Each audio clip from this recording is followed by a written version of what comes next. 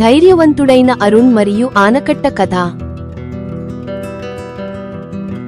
భారీ వర్షాల తర్వాత అరుణ్ ఆనకట్ట దగ్గరకు వెళ్లినప్పుడు గోడకు ఒక చిన్న పగులు వచ్చి నీరు బయటకు రావడం గమనించాడు. గ్రామస్తులను హెచ్చరించడానికి అరుణ్ పరిగెత్తాడు. కానీ పెద్ద తుఫాను కారణంగా అందరూ తమ ఇళ్లను కాపాడుకోవడంలో బిజీగా ఉన్నారు.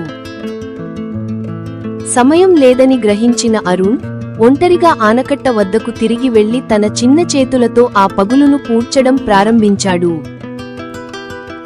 చలి మరియు అలసట ఉన్నప్పటికీ రాత్రంతా అరుణ్ పట్టుదలతో మట్టి మరియు పుల్లలతో ఆ నీటి ప్రవాహాన్ని అడ్డుకుంటూనే ఉన్నాడు.